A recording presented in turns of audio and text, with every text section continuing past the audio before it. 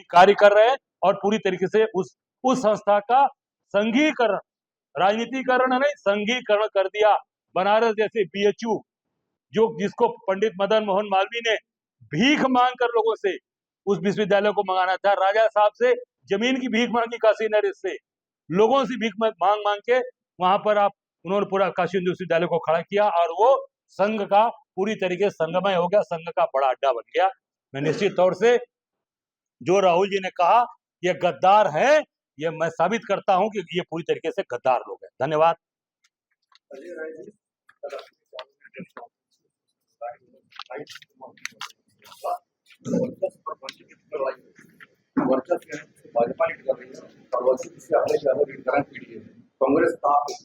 नहीं, देखिए मैं तो नहीं कहना चाहूंगा कि आज दलितों की बात, पिछड़ों की बात, गरीबों की बात, सामान्य गरीबों की बात और अल्पसंख्यकों की बात अगर कोई कर रहा है तो हमारा नेता आदरणीय राहुल गांधी जी कर रहे हैं, जिन्होंने ललकार कर कहा कि ये लोग देश को बर्बाद कर रहे हैं, देश के गद्दार लोग हैं। ये केवल राहुल गांधी जी पूरी ताकत और दमदारी से कर रहे हैं।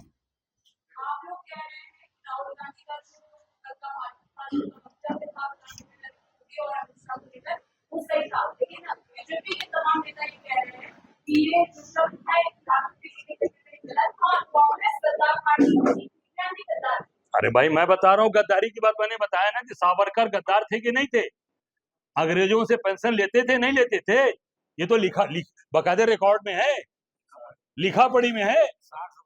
60 रुपए लेते थे। ये कौन लेता था? ये कांग्रेस के नेता लेते थे कि वीर सावरकर लेते थे।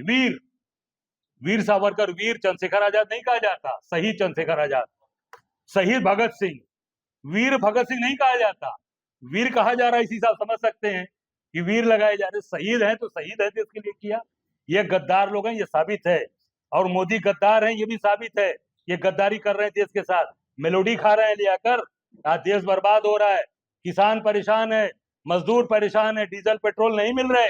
आप चले जाइए जरा लखनऊ के बाहर, डीजल पेट्रोल की आज पेट्रोल टंकियों को नहीं मिल रहे। आप पता लगा सकते हैं, कहीं दूर दराज के उन्नाव में चले जाइए, सीतापुर चले जाइए, सारे पेट्रोल टंकियों पर पेट्रोल गैस नहीं है। और लोगों से कहा जाता है कि 30 लीटर से ऊपर आप पेट्रोल नहीं देंगे, 30 लीटर से ऊपर डीजल नहीं देंगे।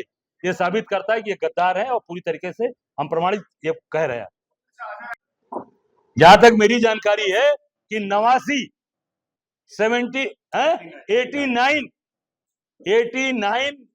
जितने एग्जाम्स हुए हैं उत्तर प्रदेश से लेके देश तक में लीक हो गए, लीक। ये लीक वाली सरकार है। 89 आप सोच सकते हैं कि पूरी के पूरे एग्जाम से लीक हो गए। अभी इतना बड़ा एग्जाम है नीट का, लीक हो गया। 23 लाख बच्चे आज उनका भविष्य अंधकार में। कितने बच्चों ने सुसाइड कर लिया? एक बच्चे ने अभी वहां लखीमपुर खीरी में सुसाइड कर लिया। और कितने बच्चे अवसाद में है। मेरी छोटी बेटी जिसका नाम आस्था है, मेरी बेटी, वो एग्जाम दी थी इस बार, कही थी पापा मेरा निश्चित मैं अच्छा करके आई हूं। अब वो बच्चे क्या किस मानसिकता से हैं? मेरी छोटी बेटी, आप सोच सकते हैं कि जो बच्चों को सालों साल तैयारी कराते हैं माँ बाप, बैंक से लोन लेते हैं, घर किसान जो है अपना जमीन बेचता है, और वो बच्चों का आज एग्जाम कैंसिल होता है, लीक होता है। इसके जिम्मेदार कौन है? इसके जिम्मेदार अगर कोई है तो देश के प्रधानमंत्री नरेंद्र दामोदर दास मोदी।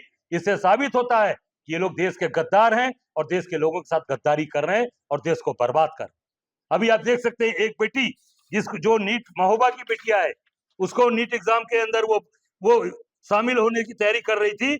अभी 16 दिन बाद वो खुद चल कर आई है, उसको सिगरेट के से दागा गया, उसके साथ बलात्कार किया गया। मैं उसके यहाँ कल जा रहा हूँ, मैं सुबह कल महोबा जा रहा हूँ, उस परिवार से मिलने, उस बच्चे से मिलने के लिए जा रहा हूँ। ये आज ऐसे लोग जिनके हाथ में सत्ता है, आज वो बच्चियों का अपमान कर रहे हैं, आज नौजवानों का अपमान कर रहे हैं। और पूरी तरीके से आप देख सकते हैं कि आज जो बच्चे हमारे दिन रात भविष्य हैं, उनको आज पूरी तरीके से बर्बाद किया जा रहा है। आपके सामने ये सारी चीजें हैं जो पूरे देश के अंदर आप देख सकते हैं। नौजवानों के बारे में क्या टिप्पणी की जा रही, क्या कहा जा रहा है, क्या उनके ऊपर किस तरीके की चीजें उनको कहा जा रहा है। एक बच्चों को कॉकरोच, आप सब समझ सकते हैं। जो बेरोजगार बच्चे हैं, जो आज दिन रात संघर्ष कर रहे हैं अपने जीवन के लिए, उनके बारे में किस तरह की टिप्पणी की जा रही। शर्म आनी चाहिए लोगों को। आज नौजवानों को काम नहीं दे सकते, उनको रोजगार नहीं दे सकते, उनकी तुलना कॉकरोच से की जा रही है। ये शर्मिंदगी वाली बात है, आज तक देश में कभी नहीं हुआ था। कांग्रेस ने 60 साल शासन किया, कभी आज नौजवान, कभी आज बच्चियां, कभी आज अपने भविष्य के लिए परेशान नहीं थे। उनको मालूम था कितनी नौकरी आ रही है, इसमें बच्चे इतने सिलेक्ट होंगे, इनको काम मिलेगा, और वो बच्चों को कॉकरोच कहा जा रहा है, नौजवान बच्चों को। आज देश का प्रधानमंत्री, देश का गृह मंत्री या देश के साथ गद्दारी कर रहा है। एग्जाम 89 एग्जाम्स कैंसिल हो गए, क्यों हो गए?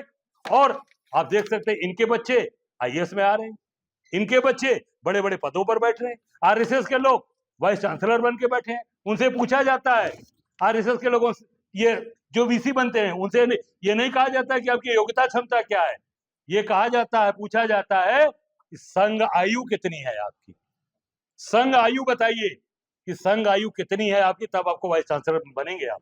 आप योग्य हैं, क्षमतावान हैं, ये नहीं पूछा था डिग्री कहाँ है आपकी, आपकी योग्यता किस डिपार्टमेंट में है, आप क्या करेंगे विश्वविद्यालय के लिए।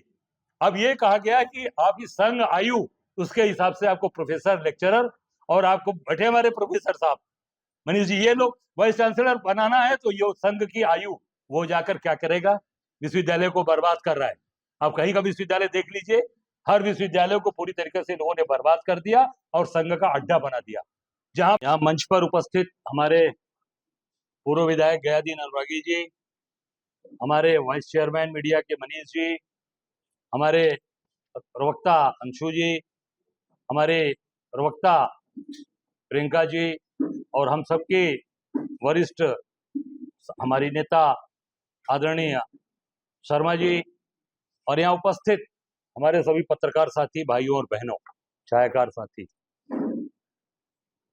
आप लोगों ने अभी देखा कि हमारे नेता आदरणीय राहुल गांधी जी ने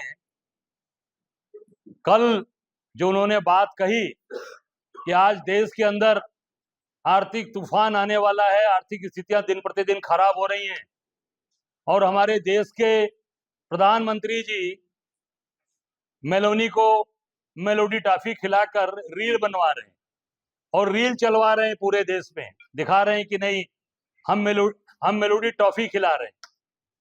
ये हम सबका दुर्भाग्य है, और खास करके उत्तर प्रदेश काशीवासियों का, बनारस के लोगों का, जिन्होंने ऐसे बनारस जैसी बाबा विश्वनाथ की धरती से 3 बार मोदी जी को सांसद बनाया, जहां से लाल बहादुर शास्त्री जी, जहां से पंडित हमारे कमलापति जी, बनारस से संपूर्णानंद जी जैसे लोग इस देश और प्रदेश को जो बनाने का काम जिन्होंने किया, जिन्होंने अपना जीवन समर्पित किया। लाल बहादुर शास्त्री ने कहा था अन्न नहीं है तो एक समय लोग भोजन छोड़ दें, और खुद स्वयं उन्होंने उसका पालन किया, अपने भोजन छोड़ा, अपने परिवार को अन्न ग्रहण कराना छोड़ाया। फिर देशवासियों से अपील की, एक तरफ प्रधानमंत्री जी अपील करते हैं सोना मत खरीदो, सोना 1 साल बाद खरीदिए, विदेश मत जाइए घूमने, और डीजल पेट्रोल की बचत करिए, और कुछ दिन, 1 दिन बाद विदेश जा रहे हैं और जाकर मेलोनी के साथ मेलोडी टॉफी उनको खिला रहे हैं। देख सकते हैं देश का दुर्भाग्य। हमारे नेता ने कहा कि पूरी तरीके से संविधान की हत्या ये कर रहे हैं, संविधान को बर्बाद कर रहे हैं, और जो उन्होंने कहा कि ये गद्दार हैं, मैं दावे के साथ कह सकता हूं, जो राहुल जी ने कहा कि नरेंद्र मोदी गद्दार हैं, गद्दार है अमित शाह, गद्दार है आरएसएस, ये साबित करता है। आपको इसका मैं उदाहरण के तौर पे बताना चाहूंगा।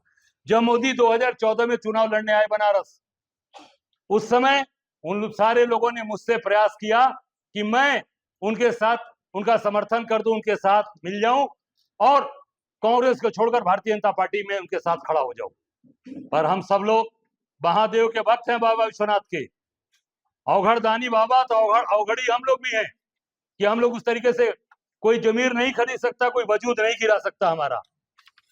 खड़े हुए, और जब खड़े हुए इन्होंने गद्दारी क्या किया, अरविंद केजरीवाल को ले आए और अरविंद केजरीवाल को चुनाव जाके 2014 में लड़ाया मोदी ने। पूरी भारतीय जनता पार्टी, आरएसएस के लोग, जो लोग मुझसे बात कर रहे थे, वही अरविंद केजरीवाल को लेकर आए, 14 में चुनाव लड़ाया। उसके बाद ये लगातार, उसके पहले बनारस में 2009 में यही भाजपा के लोग, आप भाजपा के लोगों से पूछ सकते हो 2009 में बसपा से किसको चुनाव लड़ाया, किसको लेकर आया, और मायावती से कौन बात किया था, यही भाजपा के लोग वहां पर लेकर आए और वहां पर चुनाव लड़ाया बनारस में 2009 में। एक व्यक्ति को लेकर आए, दूसरा 14 में लेकर आए अरविंद केजरीवाल को। आरएसएस जिसकी पूरी की पूरा इतिहास गद्दारी से भरा है। सावरकर लोग अंग्रेजों से पैसे लेते थे या नहीं लेते थे, पैसा उनसे खाते थे और पूरे देश के अंदर माफीनामा किया, माफी मांगे, इनका इतिहास है। और बनारस में जब मुगल सराय में पंडित दीनदयाल उपाध्याय की जब डेड बॉडी मिली, कोई पहचानने वाला नहीं था कि किसकी बॉडी है।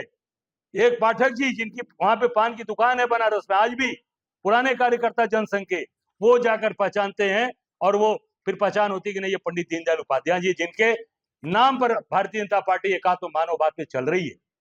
पूरी तरीके से इन्होंने, इनका इतिहास है गद्दारी का। आप देख सकते हैं आज सारे जितने भी पैसे कमाने के माध्यम है उसको आरटीआई से बाहर कर दिया। अभी बीसीसीआई को बाहर कर दिया। क्यों बाहर कर दिया आपने भाई? आरटीआई में जानकारी आप नहीं देना चाहते हैं, आप इलेक्ट्रल बॉन्ड का की जानकारी आरटीआई के माध्यम से नहीं देना चाहते हैं। ये क्या, ये गद्दारी है देश के साथ, और ये पूरी तरीके से गद्दार लोग हैं। ये देश को बर्बाद कर रहे हैं, देश को खत्म कर रहे हैं। जो राहुल जी ने कहा 100% सही कहा। पूरी कांग्रेस पार्टी वो जो उन्होंने कहा उस वक्तव्य के साथ खड़ी है और उसको हम साबित करके आपको बता रहे हैं। आप भारतीय जनता पार्टी किसी नेता से पूछ सकते हैं कि 2009 में किसको लेकर आए थे भाजपा के लोग बनारस में चुनाव लड़ाने, बसपा से, और अरविंद केजरीवाल को 14 में कौन लेकर आया था, ये बता दें भाजपा के लोग। मैं प्रमाण के साथ कह रहा हूं आपको। और आने वाले जितने भी काम है वो भारतीय जनता पार्टी ने आज। आप एक तरफ कहते हो कि पेट्रोल मत यूज करो, एक तरफ आप कहते हो कि सोना मत खरीदो, और देश का प्रधानमंत्री अगले दिन विदेश यूरोप के टूर में जाकर घूम रहा है और मेलोनी को टॉफी खिला रहा है।